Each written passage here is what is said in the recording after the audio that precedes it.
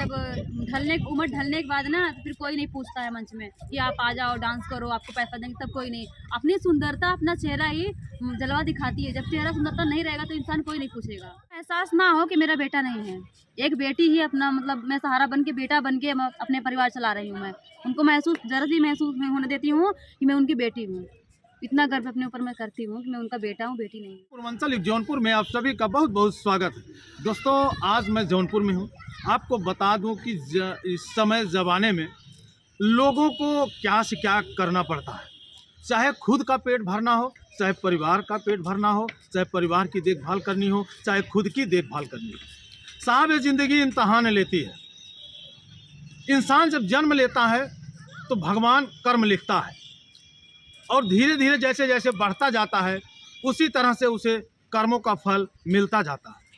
आज के ज़माने में लोग चाहते हैं कि ऐशो आराम की ज़िंदगी मिले, लेकिन साहब यहाँ बहुत सारे ऐसे लड़के, बहुत सारी ऐसी लड़कियाँ हैं जो वो इतना दिन रात मेहनत करती हैं, फिर भी उनको सुकून की दो रोटी नहीं मिल पाती है। बात ऐसी कुछ है कि आज के परिवेश में, आज के वातावरण में लोग अपनी आजीविका को चलाने के लिए गीत को संसाधन बनाती हैं, संगीत को संसाधन बनाती हैं, नृत्य को संसाधन बनाती हैं। तो क्या कुछ इनकी वजह होती है, क्या कुछ इनकी मजबूरियां होती हैं और क्या कुछ इनकी ज़रूरत होती है। हमारे फ्रेम में आप देख रहे हैं ये दो लोग हैं।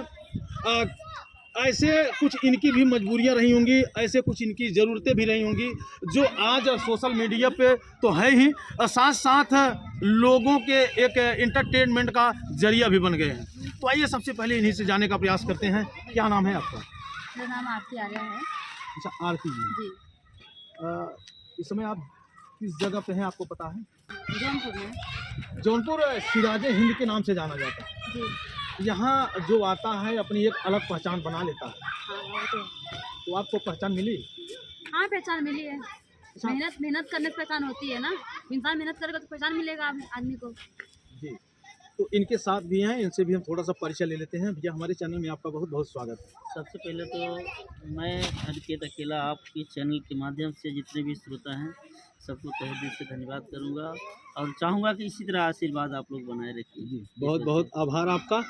तो बात करते हैं हम आरती से। अच्छा आरती जी, यही आपका नाम है, कोई निक नेम और भी है कि जिससे मतलब बुलाया जाता हो? मेरा मंच का नाम काजल है, बाकी ऐसे फैमिली वगैरह में जो भी नाम रखा गया हो, पैदाइशी नाम आरती आर्या है। अच्छा, आप मंच भी साझा करती हैं? जी हाँ। तो मंच में कैसा आप अभिनय देती हैं? कैसे मतलब डांस वगैरह करते, पब्लिक को अच्छा लगता है, प्यार दुलार मिलता है। बस उसी से मेरा बिजनेस वही मेरा मेन बिजनेस वही है और डांस ही है मेन बिजनेस। पढ़ाई लिखाई कितनी हुई है आपकी? पढ़ाई याद में नहीं हुई, 10 तक हुई है बस, ज़्यादा नहीं हुई। सिर्फ 10 तक? हाँ, 10 तक। तो परिवार में कितने लोग हैं? मेरे परिवार में मम्मी है, पापा है, बहन है, मैं हूँ। अच्छा, अस्थाई आपका निवास कहाँ? कौशाम्बी। कौशाम्बी से आप जौनपुर आए? जी हाँ। अब क्या बात रही कि कौशाम्बी से आप जौनपुर चली आए? मैं तो कौशाम्बी से यहाँ कमाने के लिए आई हूँ। लोग इतनी दूर दूर जाते हैं, कमाने के लिए जाते हैं ना। लेकिन बात यह है, मजबूरी होती है तभी तो इंसान जाता है घर छोड़ के। मजबूरी नहीं होती तो क्यों आते घर छोड़ के। मैंने अभी आपको बताया था दोस्तों कि मजबूरी इंसान को क्या से क्या बना देती है। आप देख रहे हैं अच्छी खासी पर्सनालिटी है, चेहरे भी बहुत अच्छे हैं, भगवान इनको सुंदरता भी दिया है। काश अगर यही जो है किसी धनवान के घर में होती तो ऐसी की ज़िंदगी जीती और एसी के कमरों में रहती। इस समय ठंड का मौसम है, घर में हीटर लगा करके बैठती, क्यों नहीं आरती? जी बिल्कुल। है ना? तो ऐसा आपके साथ कैसे हो गया कि आपको जो है स्टेज साझा करना पड़ा? क्या मजबूरियाँ रहीं, क्या वजह रही, क्या आपकी ज़रूरत बनी? मजबूरियाँ यही थी कि कमाने वाला कोई घर पे था नहीं, ठीक है। और 5 बहन में मैं चौथे नंबर पे हूँ। सारा खर्चा मतलब जितना भी भार है सब मेरे सर पे आ गया, तो मैं इसीलिए सब डांस वगैरह कर रही हूँ। अच्छा, माता पिता? हाँ, सब लोग हैं, फैमिली में हर कोई है, बस भाई नहीं है। भाई नहीं है, यानी माता पिता है, भाई नहीं है। नहीं। माता पिता के मतलब आप दुख दर्द को बांटने के लिए आपने ऐसे कार्य को जो है अपना लिया। उनको एहसास ना हो कि मेरा बेटा नहीं है, एक बेटी ही अपना मतलब मैं सहारा बन के बेटा बन के अपने परिवार चला रही हूँ। मैं उनको जरा सी महसूस नहीं होने देती हूँ कि मैं उनकी बेटी हूँ। इतना गर्व अपने ऊपर मैं करती हूँ कि मैं उनका बेटा हूँ, बेटी नहीं हूँ। अच्छा आरती जी, जो है जैसे आपके माता पिता क्या आपको ये अलाउ कर दिए थे कि आप जाइए स्टेज पे डांस कीजिए, लोगों के ताने सुनिए? अलाउ तो कोई नहीं करता, लेकिन मजबूरी क्या से क्या करवा देती है, तो आप जानते करती हैं। क्या बोले, अब मजबूरी थी तो इसीलिए डांस वर्क करना पड़ा, और क्या बोले। अच्छा, ये प्रोग्राम की ज़िंदगी कैसी होती है, कैसे जीना पड़ता है? ये ज़िंदगी तो कठिन है, बट ये जब तक शरीर में जान है तब तक ये मंच है, हर चीज़ है। बाकी जब उम्र ढलने के बाद ना तो फिर कोई नहीं पूछता है मंच में कि आप आ जाओ डांस करो, आपको पैसा देंगे, तब कोई नहीं। अपनी सुंदरता, अपना चेहरा ही जलवा दिखाती है। जब चेहरा सुंदरता नहीं रहेगा तो इंसान कोई नहीं पूछेगा।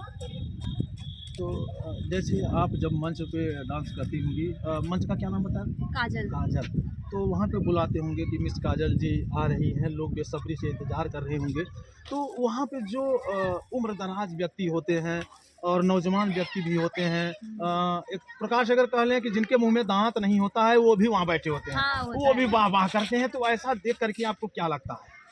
यही लगता है कि मेरा काम उनको प्यारा लगता है, अच्छा लगता है, तभी वो लोग हंसते हैं, मजा पाते हैं। बस यही लगता है, और क्या लगेगा।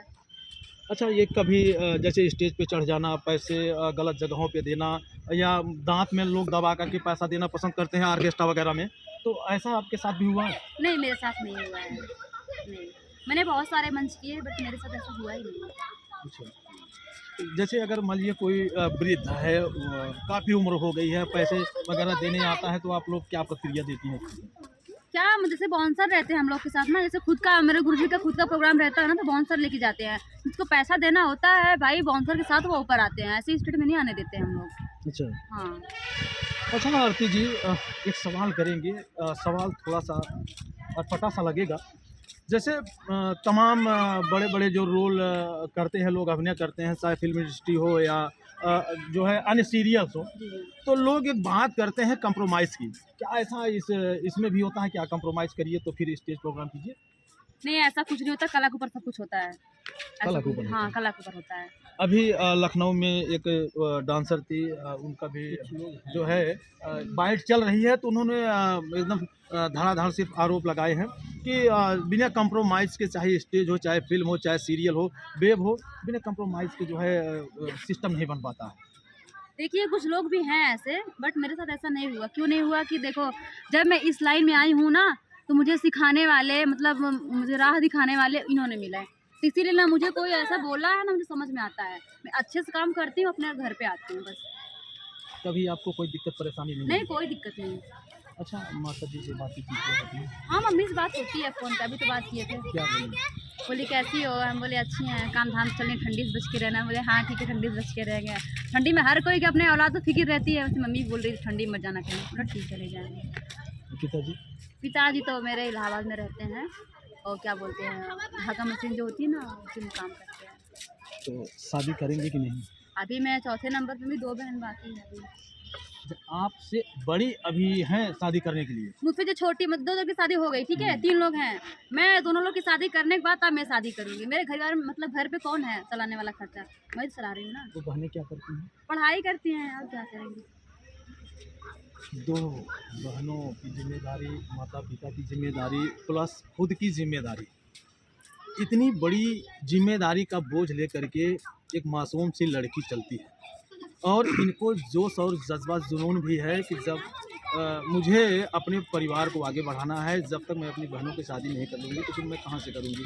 अच्छा, इतना बड़ा बोझ लेके जब चल रही है, तो कैसा महसूस होता है? रात को सो लेती हैं सुकून से?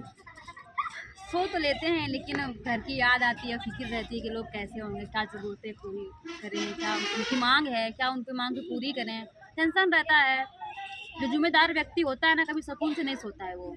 अच्छा आरती, आप जब पढ़ रही थी, 10 पढ़ी उसके बाद छोड़ दी, तो क्या आपको नहीं लगता था कि मैं भी 11th करूँ, 12th करूँ, BA करूँ, या मैं करूँ, या किसी प्रोफेशनल में जाऊँ?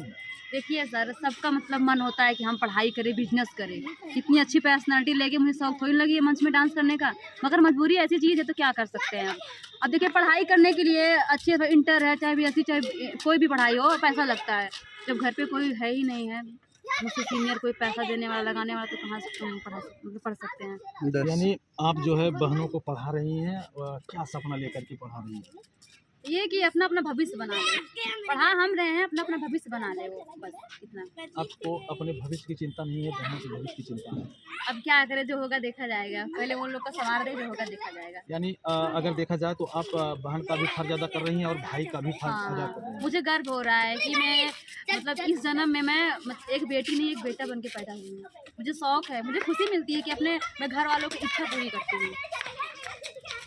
बहनें आपको किस नज़रिए से देखती हैं, बहन की नज़र से या भाई की नज़र से? मुझे तुम्हारे दोनों नजर से देखती है। दोनों। हाँ, दोनों नजर से देखती है, बहन की नजर, भाई की नजर, दोनों नजर देखती है। 11 अच्छा, जब कोई आवश्यकताएं होती हैं तो आप पूरी कर लेती हैं वो पूरी? हाँ जी, बोलते हैं दीदी ये चीज़ भेज दो। मैं छोटी वाली बहन बोलती दीदी पढ़ाई के लिए फीस भेज दो, ड्रेस लेना है उसको भेज दो, सारा भेजना पड़ता है पैसा वैसा। अभी मम्मी को भी पैसा भेजे हैं बीच में, थोड़ा खेत बहुत मतलब मेरा गहन रखा था ना, तो इसलिए पैसा भेज के भी छुड़वाए थे खेत।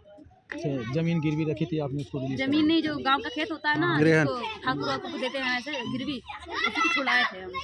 तो अभी कब जा रही कब समझी? अब जा रहे हैं, होली में जाएंगे, अभी नहीं जाएंगे, अभी तो फरवरी में काम चालू होने वाला है ना। अब कहाँ यहाँ जाएंगे? जौनपुर में आप जिसके साथ रहती हैं उनके ऊपर आपको कितना भरोसा है? भरोसा तो इतना है ना, हद से ज़्यादा भरोसा है। अगर भरोसा मेरे मम्मी पापा को नहीं होता तो अपनी लड़की इनके भरोसे नहीं छोड़ते। भरोसा में तो दुनिया टिकी है, जब भरोसा नहीं तो कुछ नहीं।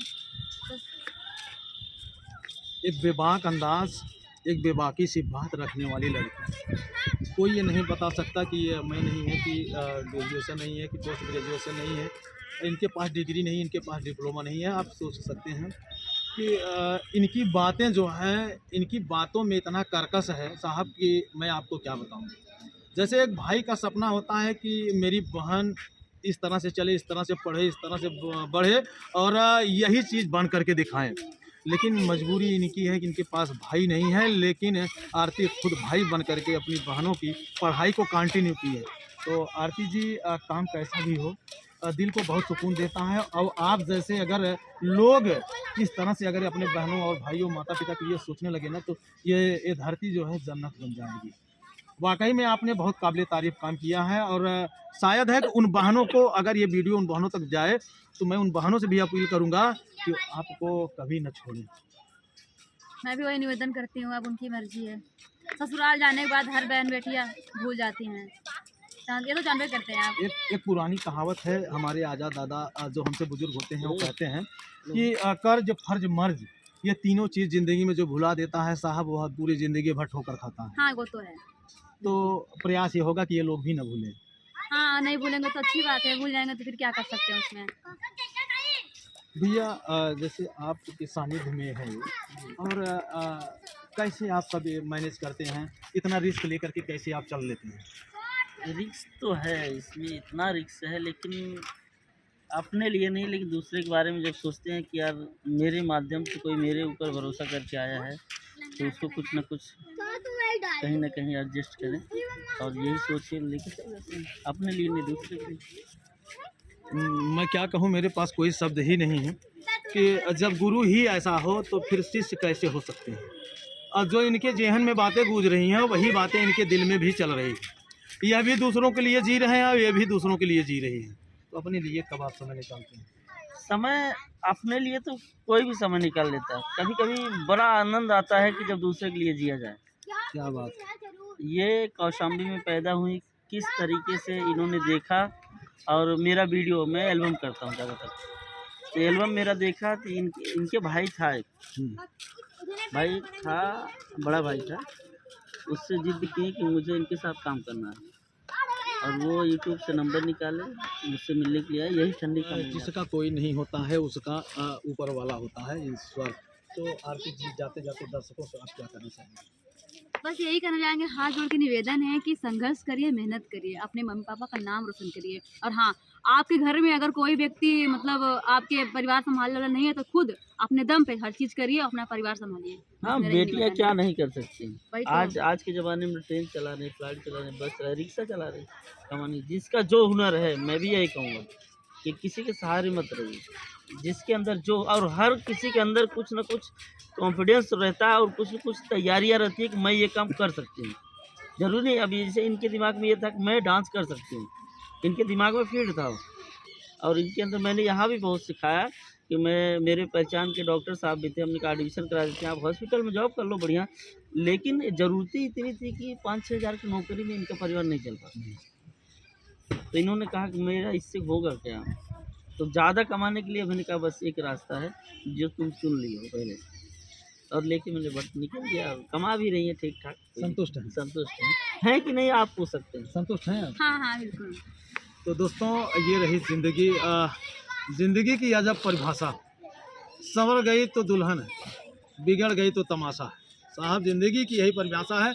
और बाकी वीडियो देखने के बाद, इन लोगों के विचारों को जानने के बाद आपको कैसा प्रतीत होता है, कमेंट करके आप ज़रूर बताइएगा। मिलते हैं किसी नेक्स्ट खबर, नेक्स्ट वीडियो में। जय हिंद।